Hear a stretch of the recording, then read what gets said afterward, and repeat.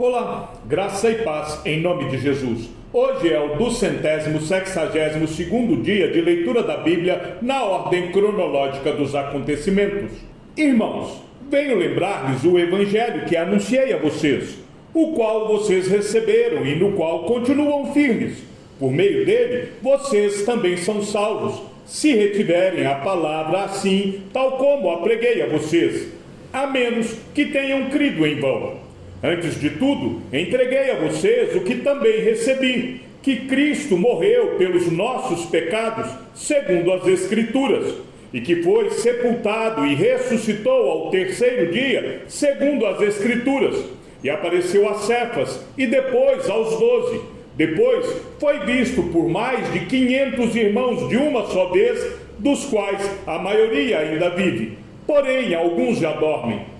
Depois foi visto por Tiago e mais tarde por todos os apóstolos. Por último, depois de todos, foi visto também por mim, como por um nascido fora do tempo. Porque eu sou o menor dos apóstolos, e nem mesmo sou digno de ser chamado apóstolo, pois persegui a igreja de Deus. Mas, pela graça de Deus, sou o que sou, e a sua graça, que me foi concedida, não se tornou vã. Pelo contrário, trabalhei muito mais do que todos eles. Todavia, não eu, mas a graça de Deus comigo. Portanto, seja eu ou sejam eles, assim pregamos e assim vocês creram. Ora, se o que se prega é que Cristo ressuscitou dentre os mortos, como alguns de vocês afirmam que não há ressurreição de mortos, e se não há ressurreição de mortos, então Cristo não ressuscitou. E se Cristo não ressuscitou, é vã a nossa pregação e é vã a fé que vocês têm.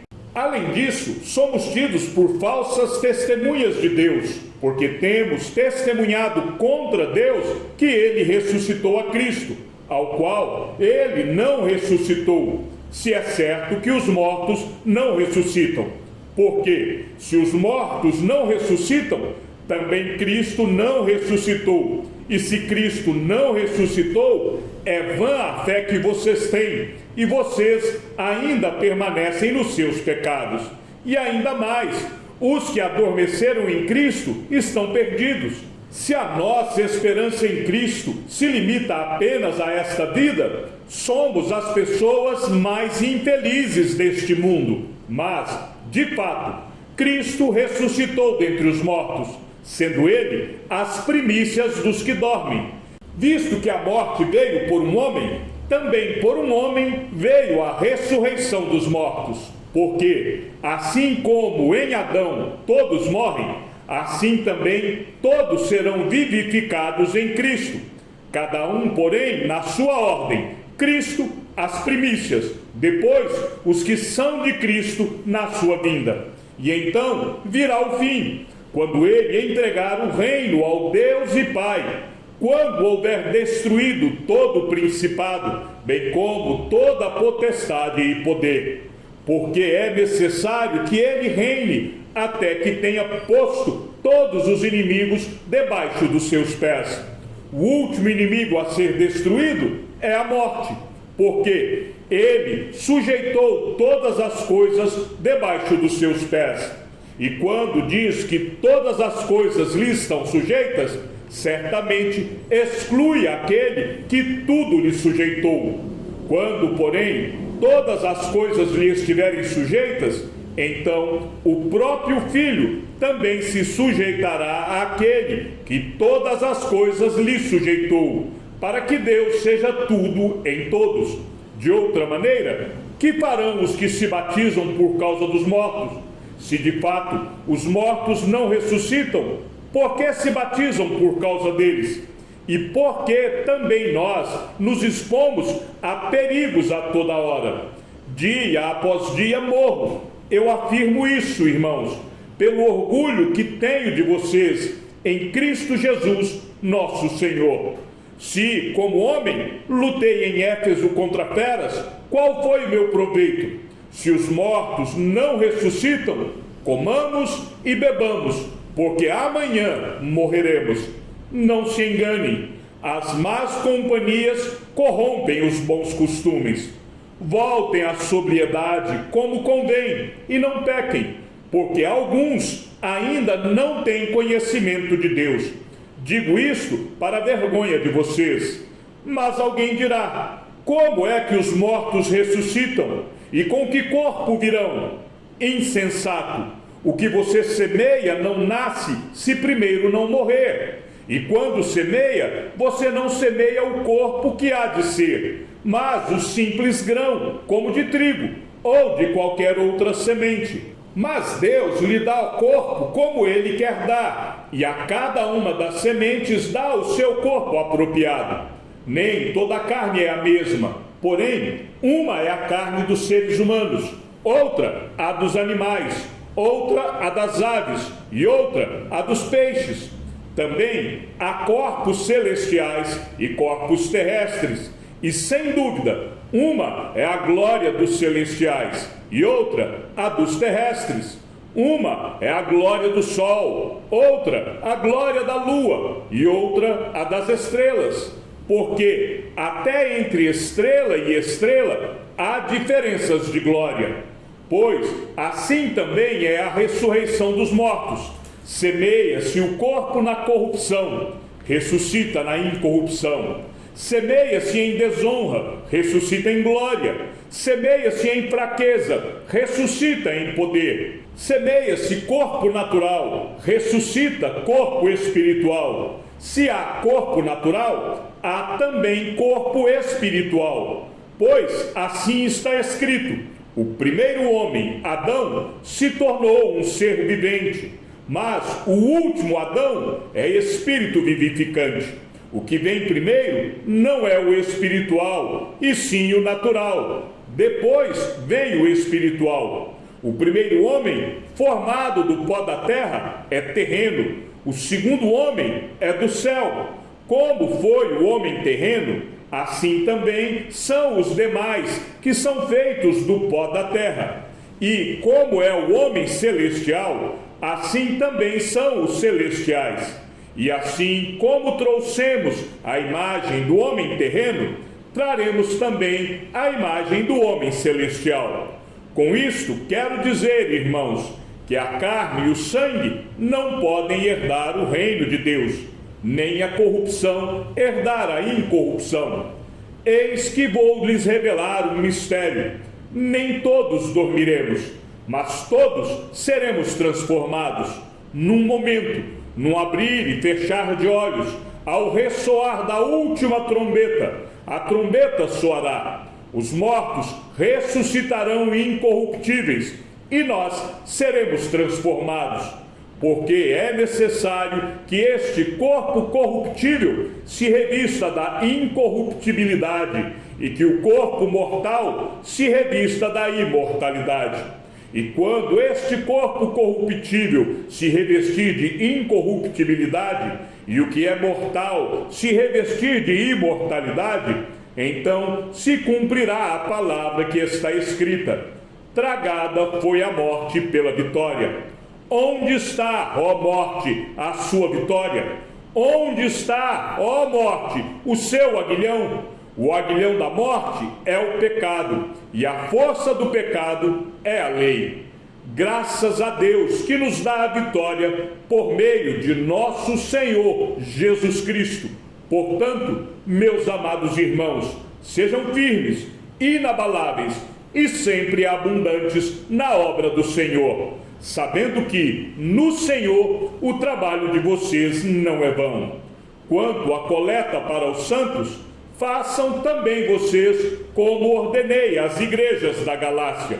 No primeiro dia da semana, cada um de vocês separe uma quantia, conforme a sua prosperidade, e vá juntando, para que não seja necessário fazer coletas quando eu for. E quando eu tiver chegado, enviarei com cartas aqueles que vocês aprovarem, para que levem a oferta de vocês a Jerusalém. Se for conveniente que eu também vá, eles irão comigo. Irei visitar vocês por ocasião da minha passagem pela Macedônia, porque devo passar pela Macedônia. e bem pode ser que eu me demore, ou mesmo passe o inverno com vocês, para que vocês me encaminhem nas viagens que eu tenha de fazer, porque não quero agora ver vocês apenas de passagem, pois espero permanecer algum tempo com vocês, se o Senhor o permitir. Mas ficarei em Éfeso até o Pentecostes, porque uma porta grande e oportuna para o trabalho se abriu para mim, e há muitos adversários. E se Timóteo for, façam tudo para que não tenha nada a temer enquanto estiver entre vocês, porque trabalha na obra do Senhor, como também eu. Portanto, que ninguém o despreze. Ajudem-no a continuar a viagem em paz, para que venha até aqui, visto que o espero com os irmãos. Quanto ao irmão Apolo, muito lhe tenho recomendado que fosse visitar vocês em companhia dos irmãos, mas ele não quis de jeito nenhum ir agora. Irá, porém, quando tiver oportunidade. Fiquem alertas, permaneçam firmes na fé, mostrem coragem, sejam fortes, façam todas as coisas com amor. E agora, irmãos, eu peço a vocês o seguinte: os membros da casa de Estéfanes são as primícias da Acaia, e eles se consagraram ao serviço dos santos. Portanto, sujeitem-se a pessoas como eles, bem como a todo aquele que é cooperador e obreiro. Alegro-me com a vinda de Estéfanes, de Fortunato e de Acaico, porque eles supriram o que faltava da parte de vocês, porque trouxeram refrigério ao meu espírito e ao de vocês também. Deem o devido reconhecimento a homens como esses. As igrejas da província da Ásia mandam saudações. Também Áquila e Priscila mandam cordiais saudações no Senhor, juntamente com a igreja que se reúne na casa deles. Todos os irmãos mandam saudações.